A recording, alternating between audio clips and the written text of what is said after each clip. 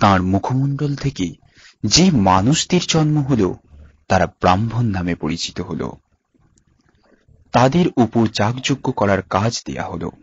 তারা সর্বদা এই কাজে নিযুক্ত থেকে মানুষের মঙ্গল কামনায় রত থাকবে, এমনই কথাই বলা হল। ব্রহ্মার বাহু থেকে ক্ষত্রিয় নামে একদল মানুষ তৈরি হল। ক্ষত্রিয়দের ওপর দেশ রক্ষা এবং রাজ্য শাসনের দায়িত্বভার অর্পণ করা হল।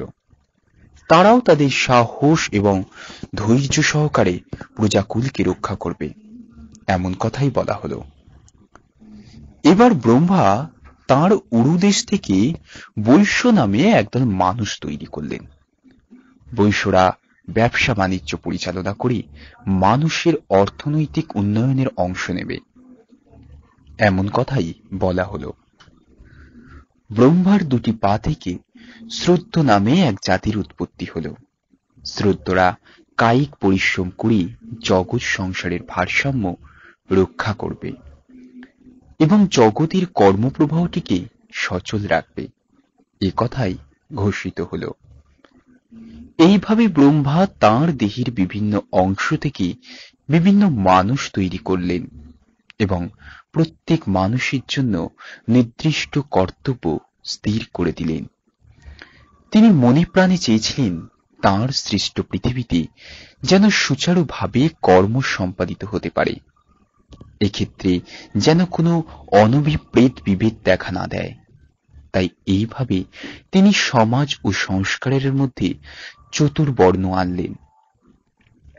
ব্রহ্মা এ সময় সনক, সনন্দ এবং সনাতন নামে তিনজন মানসপুত্র সৃষ্টি করেছিলেন। তিনি তাঁর এই তিন সন্তানকে বলেছিলেন পৃথিবীতে আরো বেশি মানুষ সৃষ্টি করতে, কিন্তু তাঁর তিন সন্তান এই কাজে অপারগ হলেন। তখন ব্রহ্মার মধ্যে সত্যগুণের প্রাধান্য ছিল, তিনি কাজের প্রতি উদাসীন ছিলেন।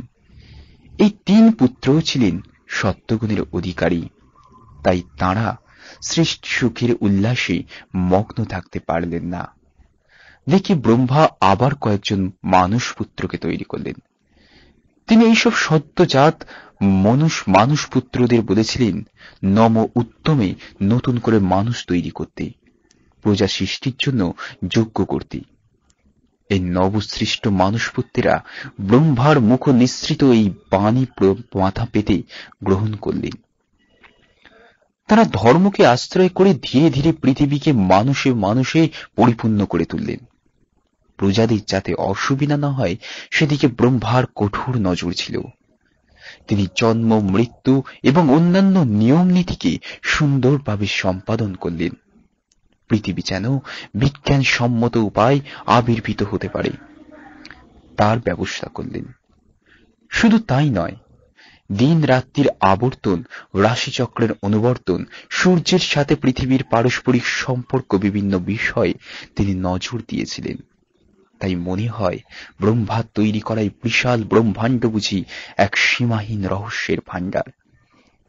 এর আদি নেই, অন্ত নেই। এই শেষ কোথায় তা আমরা কোনোদিনই অনুধাবন করতে পারব না। নারায়ণরূপী আদিদেব ব্রহ্মাও সৃষ্টি করেছিলেন ব্রহ্মা। তারপর ধীরে ধীরে তাঁর এই সৃষ্টি কর্মকে চারিদিকে পরিব্যাপ্ত করলেন। প্রথমে সৃষ্টি হয়েছিল মহতের, তাকে মহাত্ম বলা হয়। তখন নগরকে ঘেরা হয়েছিল প্রাচীর দিয়ে, তৈরি হয়েছিল গ্রাম এবং নগর। পতিত জমিতে বিভিন্ন ফসল উৎপাদিত হতে থাকল। তবে প্রজাদের সকলেই তখন ধর্মপথে চলত না। কেউ কেউ কামনা বাসনার দ্বারা আক্রান্ত হয়, কেউ হয়ে ওঠে উচ্ছৃঙ্খল। শীত, গ্রীষ্ম প্রভৃতি ঋতুভেদ ভিন্ন ভিন্ন ফসল উৎপন্ন হতো। তার জন্য কায়িক পরিশ্রম করতে হতো না। মনে লোভ থাকলে মানুষের কোনো অভাব থাকবে না, এটাই ছিল তখনকার প্রচলিত নিয়ম। কেউ কেউ এই নিয়মের বিরুদ্ধাচরণ করতে লাগলো। তারা অযথা লোভী হয়ে অন্যের ধনসম্পত্তি হরণ করার চেষ্টা করল। এর ফলে সৃষ্টির মধ্যে যে স্পন্দন আছে তা প্রতি মুহূর্তে ক্ষতিগ্রস্ত হল।